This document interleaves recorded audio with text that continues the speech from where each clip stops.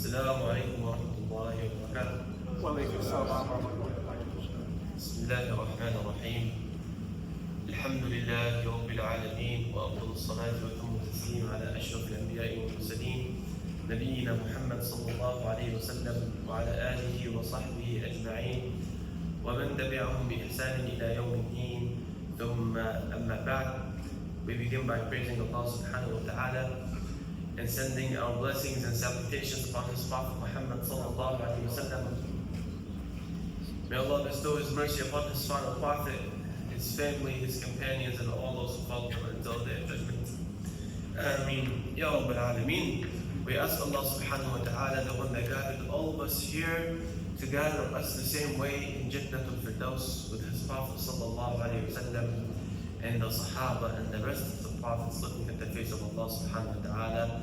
Allahumma ameen. Thumma amma ba'd. By the favor of Allah subhanahu wa ta'ala upon us, Allah subhanahu wa ta'ala allows us to return to His masjid and allows us to study the hadith of His Prophet sallallahu alayhi wa sallam.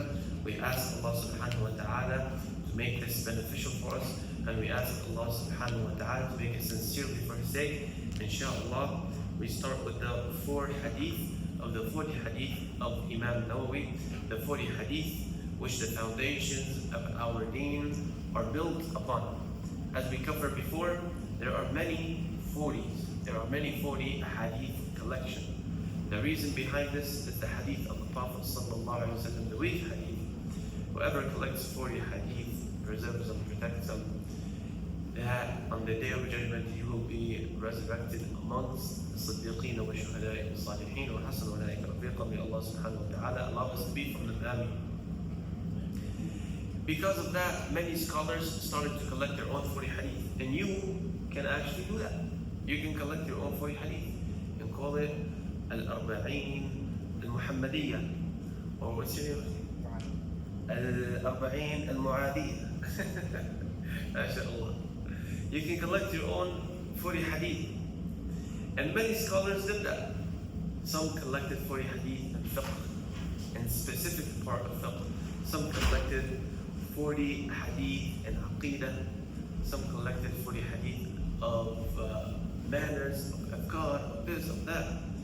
But then the Imam Nawawi came and he collected 40 hadith in Jawabi' al-Kalim, in the comprehensive speech of the Prophet sallallahu alaihi wasallam, which means the speech that encompasses everything.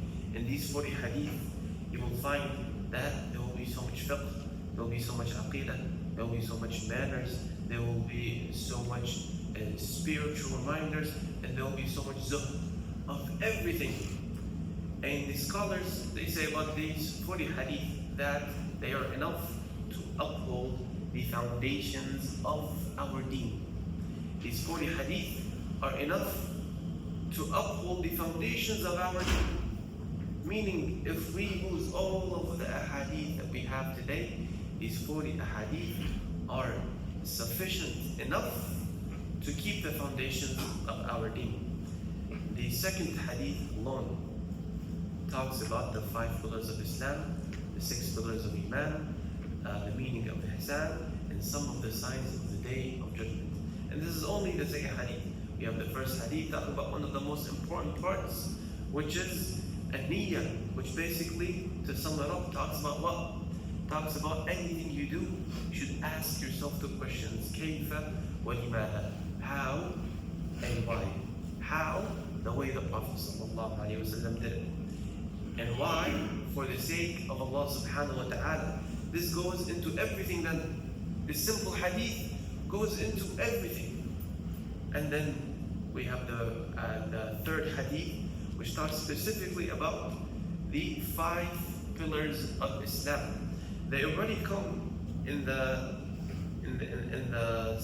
second hadith, the 5 pillars of Islam. But he narrates the hadith one more time, and it is explained in details, these 5 pillars of Islam, how important they are, how very important they are. And now we are with the 40 hadith, inshallah. Sheikh Daniel will read it for us. Bi'idhnillahi ta'ala.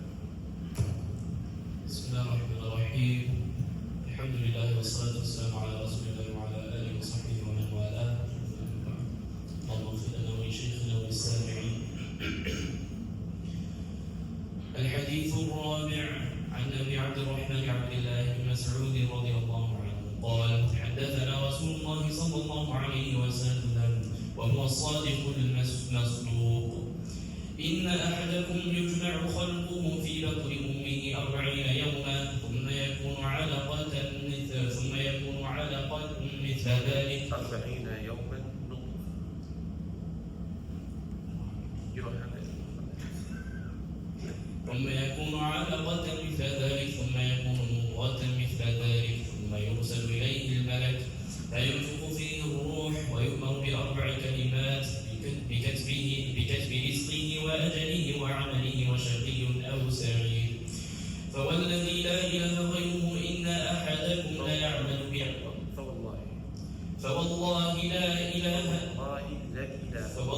الذي لا إله غيره إن أحدكم لا يعمل بعمل أهل الجنة حتى ما يكون بينه وبينها إلا ذراع فيسبق عليه الكتاب فيعمل بعمل أهل النار فيدخلها وإن أحدكم لا يعمل بعمل أهل النار حتى ما يكون بينه وبينها إلا ذراع فيسبق عليه الكتاب فيعمل بعمل أهل الجنة فيدخلها.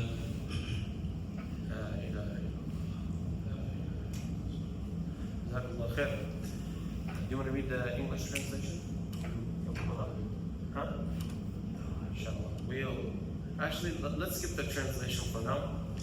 Let's get straight into it, inshallah. The hadith is narrated by Abi Abdurrahman Abdullah ibn Mas'ud radiyallahu anhu wa ardah. And inshallah, this lecture will mainly be about him. We will not talk about the hadith because this hadith needs a whole entire class by itself for us to scratch the surface of what it covers. There are so many benefits, so much fiqh, and there is just so much in this hadith that we cannot just cover it in this class while also talking about Abdullah bin Mas'ud, and we definitely cannot skip talking about Abdullah ibn Mas'ud radiyallahu anhu wa ardah. There are so many Abdullahs.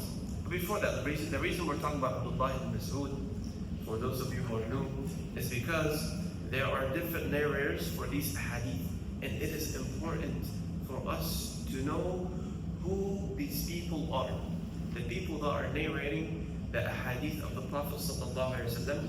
It is important for us to know who they are, not just by name, but to know what were their lives like, how did they live, and how come they are so honored that they get to carry the hadith of the Prophet sallallahu alaihi wasallam. My brothers and my sisters, the Prophet sallallahu alaihi wasallam, he says, "Anta ma'man ahbabt." You are with those whom you like. The people you love, the people you like, those are the people you will be with.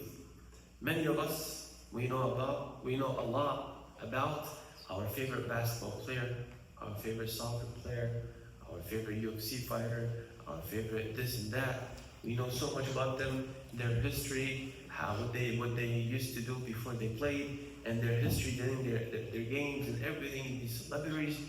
And we know so much about their lives sometimes, and this is very common. You will see kids always fighting. Who's better, Kobe or LeBron? Who's better, Ronaldo or Messi? And they start bringing the facts, and he won this, and he did that, and by age this, he achieved this, and by age that, he did that, and this goal he missed, and this of ish, and all of these things, and they know these people inside out. And then they forget about the hadith of the Prophet sallallahu alaihi wasallam, Anta ma'man ahbabt. How are you expecting that you don't know anything about the Sahaba of the Prophet sallallahu alaihi wasallam, about the scholars? You don't know anything about them, and then you're expecting that you're going to go into Jannah and you're going to see them in there, and that you will know them, and that they are going to be your neighbors, and that you are worthy of neighboring them in Jannah. You wouldn't know any of them.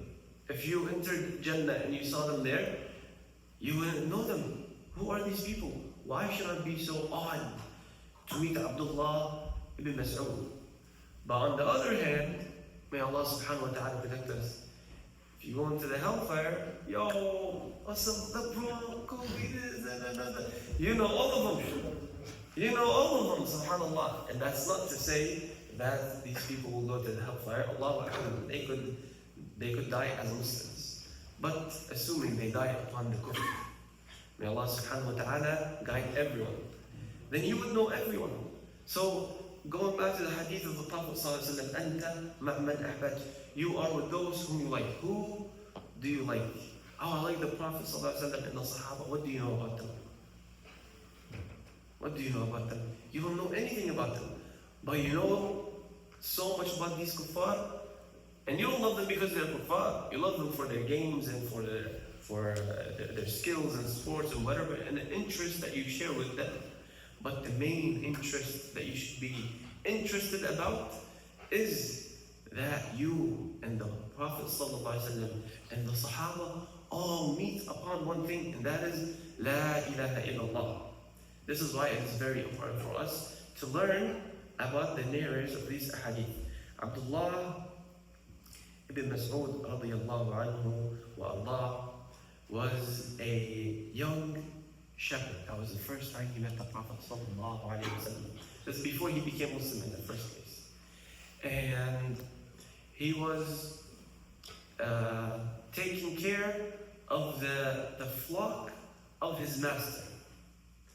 And the Prophet sallallahu alaihi wasallam was passing by with Abu Bakr as-Siddiq radiyallahu anhu. And they saw this young man. He has a flock of sheep, and they approached him and they said, "Will you give us some of the milk of some of your sheep or goats?"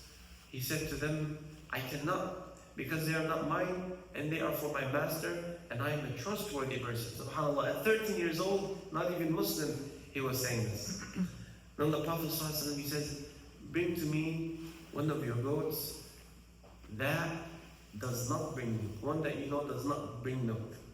And then he brought one to him, and the Prophet ﷺ, he touched upon it, and he said, "Bismillah." And then the milk started to come out. He poured some for himself. He drank, sallallahu alayhi wa sallam. He poured some for Abu Bakr as-Siddiq. He drank, radiyallahu anhu. And then he poured some for Abdullah bin Mas'ud, and he drank, radiyallahu anhu. And then the Prophet sallallahu alayhi wa sallam was approaching and was about to leave. And Abdullah bin Mas'ud is watching all these like, what is going on over here? What just happened? What does this man just do? And then he called upon the Prophet ﷺ, and he said, "And teach me from the words that you just said." The Prophet ﷺ then wiped his blessed hands on the chest of Abdullah bin Mas'ud, and he said, "Innaka fatan mu'allim." You are a young man who is knowledgeable. Who is knowledgeable. And then the Prophet ﷺ left. And that left a seed inside of Abdullah bin Mas'ud. This man told me that I am a knowledgeable person, and then he went, but what about all of this stuff that he just did, this is mind-boggling to him right now. He went to ask about who this man is, and Abu Bakr as-Siddiq, and he found out that this man is a prophet from Allah subhanahu wa ta'ala. And then the next time he met the Prophet sallallahu alayhi wa sallam, he took his shahada and he became a Muslim. Abdullah bin Mas'ud was very famous and was very known amongst the people for his build, the way his body was built. He was very short. In some narrations, it is said that he is as tall as the rest of the people around him when they are sitting down. And that when they would erupt, they would not be able to see him because of how short he was. He was unusually short. Not just that, he was also a very skinny person. And he was a person of dark skin, African. And he had 2 braids all the time. This was the build of Abdullah bin Mas'ud. And it's very important to know this because there's a beautiful story behind this. He was once climbing a tree and he fell. The wind blew him, and when that happened, it uncovered his skinny calves. So the Sahaba saw this, and they thought it was funny that his calves are skinny. He doesn't hit leg day. All he does is upper body. So they thought that, well, subhanAllah, Abdullah ibn Mas'ud, his calves are skinny. They thought it was funny. And that hurt his feelings a little. The Prophet sallallahu alaihi wasallam, he saw it, and he said that, wallahi, that these skinny calves are so much heavier. You have no idea how heavy they are in the scales of Allah subhanahu wa ta'ala. In the scales of Allah subhanahu wa ta'ala.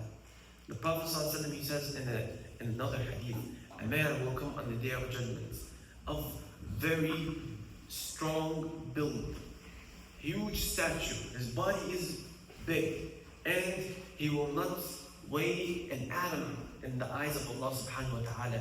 And someone will come in front of Allah subhanahu wa ta'ala on the day of judgment, and he will be very small in build, he will be very weak looking, but in the eyes of Allah subhanahu wa ta'ala, he is magnificent, and he is big. And that is because Allah subhanahu wa ta'ala only looks at our hearts and only looks at our actions and our efforts, not our results. Allah subhanahu wa ta'ala strictly looks at the efforts that we put in. So long as we are putting the effort, Allah subhanahu wa ta'ala is happy.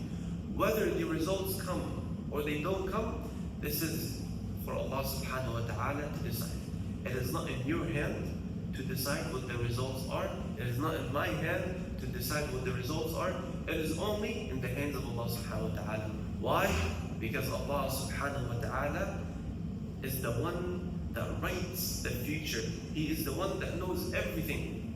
You are living right now, today, in this minute, and this is what you can work with. The means that you have right now, this is what you work with. As long as you put the effort towards getting closer to Allah subhanahu wa ta'ala and towards pleasuring Allah subhanahu wa ta'ala, this is what Allah subhanahu wa ta'ala loves to see. And as for the results, they are from Allah subhanahu wa ta'ala.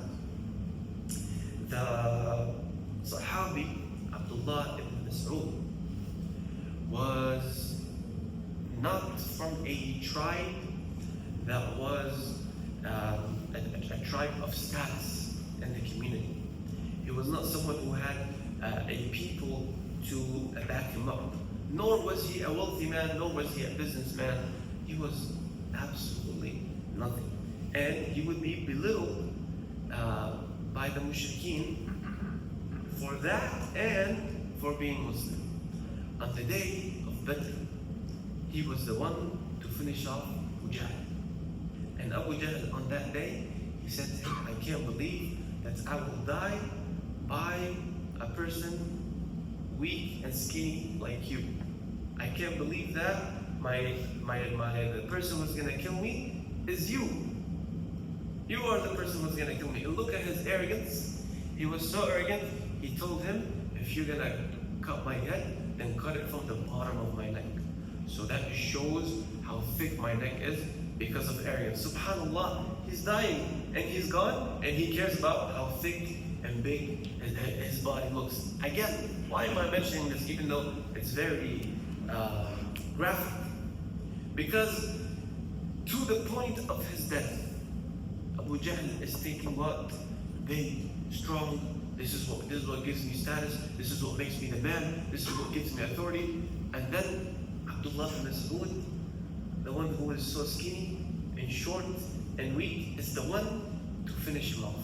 SubhanAllah.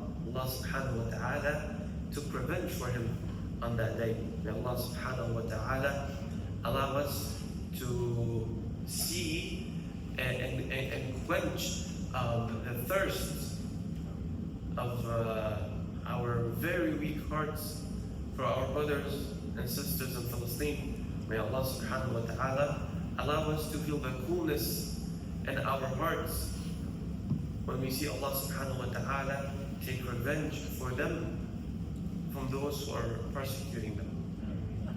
Of the Muslims who are hiding behind the name of Islam. Of those who are aiding the killers of Muslims. May Allah subhanahu wa ta'ala take revenge for them.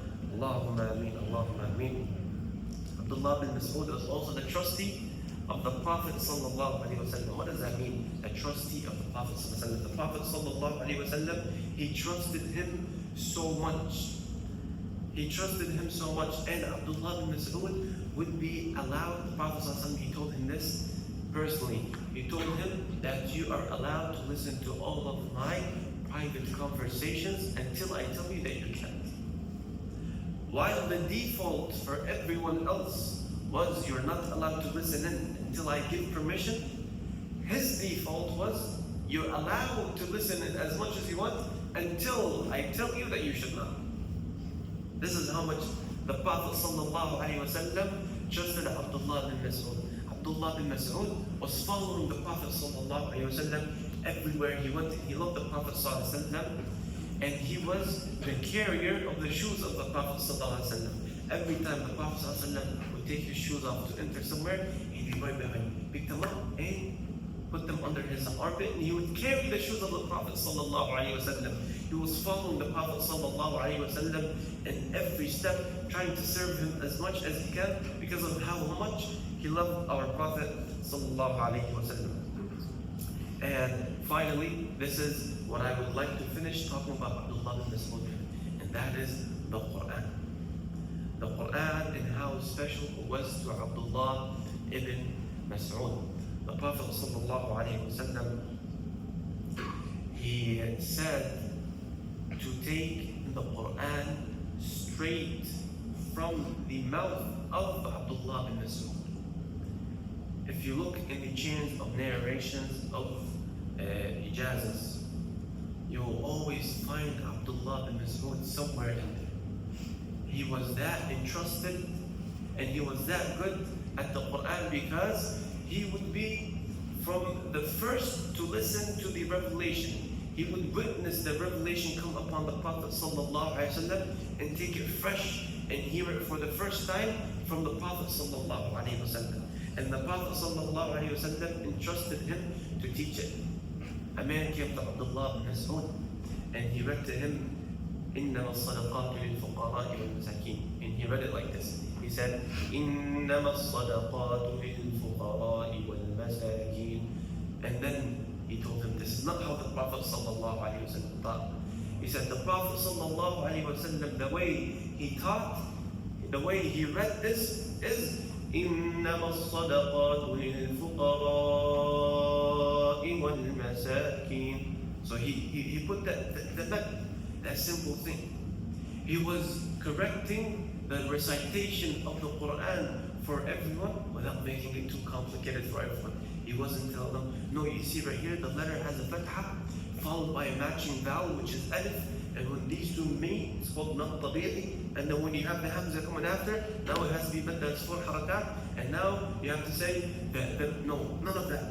He didn't have to explain any of that. He said, what? This is not how the Prophet sallallahu alaihi wasallam read it. The Prophet sallallahu alaihi wasallam read like this. And then he read how the Prophet sallallahu alaihi wasallam would read. This generation, they lived the revelation of the Quran.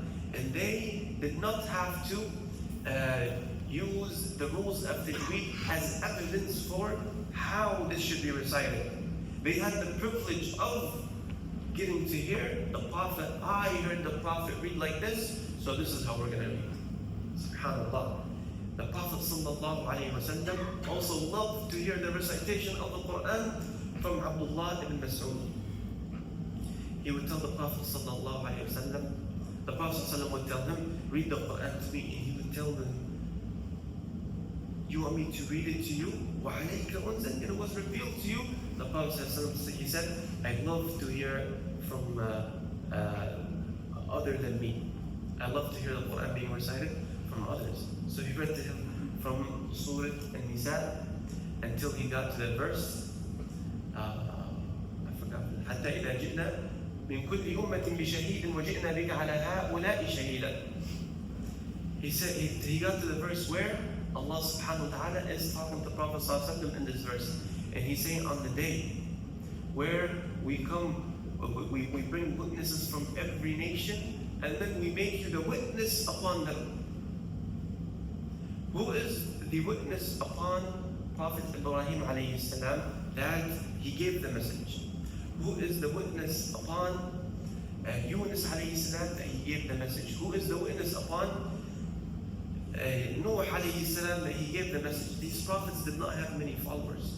So who will be a witness for them that they conveyed the message that Allah subhanahu wa ta'ala sent to them? It is the Prophet sallallahu alayhi wa sallam. He will say, I testify Ibrahim alayhi salam did his job as a prophet. I testify Nuh alayhi salam, he did his job as a prophet. I testify Yunus did his job as a prophet. The honor Allah subhanahu wa ta'ala gives the Prophet Muhammad sallallahu alayhi wa sallam. And Abdullah bin Mas'ud is reading this to the Prophet sallallahu alayhi wa sallam, and then he stops right here and he looks at the Prophet sallallahu alayhi wa sallam, and his eyes are very teary and they're flowing down with tears because of how much the Prophet sallallahu alayhi wa sallam was being affected by the meaning and by the recitation of Abdullah bin Mas'ud. Abdullah bin Mas'ud later on in the years, he went to Al-Kufa in Iraq, and he was the alim, he was the mufassir, he was the person who knew the Quran and its qira'at and its tafsir, who was the faqih, who was the scholar. And he adopted the method of the Prophet sallallahu alaihi wasallam in fiqh. And from Abdullah bin Mas'ud is most of the Hanafi fiqh, by the way. Most of the Hanafi fiqh goes through Abdullah bin Mas'ud. His students were some of the teachers of Al-Imam Al-Azam Abu Hanifa al-Nu'man. And he adopted the teaching method of the Prophet sallallahu alaihi wasallam and the fiqh of the Prophet sallallahu alaihi wasallam. That fiqh is not just rulings. It's not just this is the rule and this is what we go by. A young man walked into the Prophet ﷺ and he asked him, O Prophet of Allah, am I allowed to kiss my wife while I'm fasting? The Prophet ﷺ said, no, you can't. And then an older man walked in and asked the Prophet ﷺ, can I kiss my wife while I'm fasting? The Prophet ﷺ, he said, yes, you can. So someone asked the Prophet ﷺ, how come? How come you told this person yes and this person no? The Prophet ﷺ, he said, this young man, if he kisses his wife because he is young, because he's full of energy, because he's youthful, something will happen between them until they lose their fast. But the older person, alhamdulillah, he wants to look at his wife. The older person, his energy and his youth is not the same as before. He will be able to control himself. So the Prophet ﷺ's fiqh right here was very wise and was very detailed and was tailored for every single case. And this is what Abdullah bin Mas'ud worked on to teach, and this is what he taught to his students. And from that we started to learn qiyas, and from that fiqh became bigger. He was one of the best teachers that taught the way of the Prophet ﷺ. Abdullah bin Mas'ud on his deathbed was asked, what troubles you and what burdens you? He said, what troubles me and what burdens me is my sins. Subhanallah. Subhanallah, after all of what he did for Islam and after all of his service to the Prophet sallallahu alaihi wasallam and being the trustee of the Prophet sallallahu alaihi wasallam, he says what? That my sins is what is holding me down. And they asked him, what do you hope? He says, I hope for the mercy of Allah subhanahu wa ta'ala, and we all hope for the mercy of Allah subhanahu wa ta'ala to be upon us. My brothers and my sisters, from this lesson of I wouldn't say the biography, there are so many more details and there are so many more stories to mention about Abdullah bin Mas'ud. But I guess for this khatam, I would call it, where we got to hear about who Abdullah bin Mas'ud was. If there is one thing that stuck with you, please let it be that the Quran. The Quran is what took Abdullah ibn Mas'ud from being a young, short, weak, skinny person who had no tribe, no business, no authority, and uplifted him. That is the Quran. The Quran is what lifted him. his connection to the Quran and his connection to the Prophet ﷺ is what gave him this makana amongst the people. As the poet, he says about seeking knowledge and about how important knowledge is. Remember, we studied this in the Ta'iyya.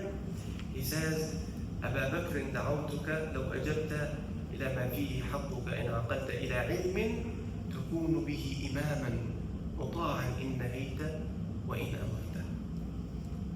To a knowledge, the knowledge of Allah said, and the Prophet said, and the source of all of this is what?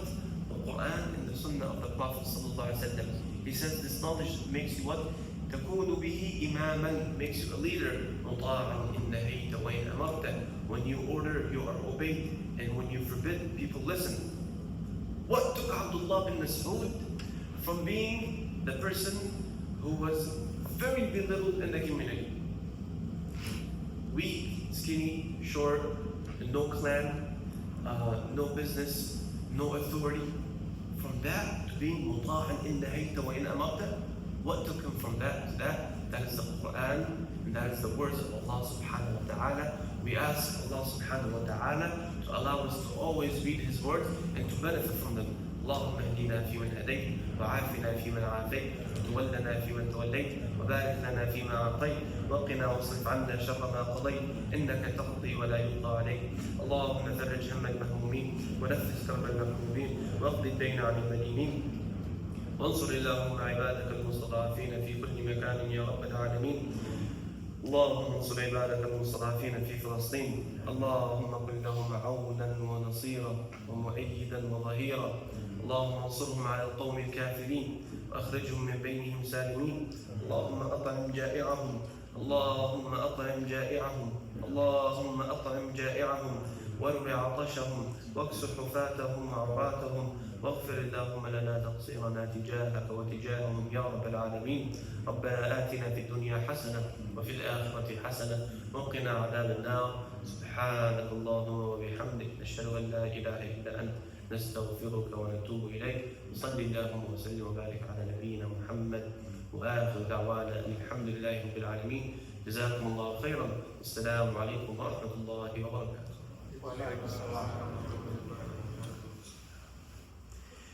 Please enjoy the snacks and the drinks and the stuff in the bar, inshallah. Assalamu alaikum. Because we have up to 20 minutes.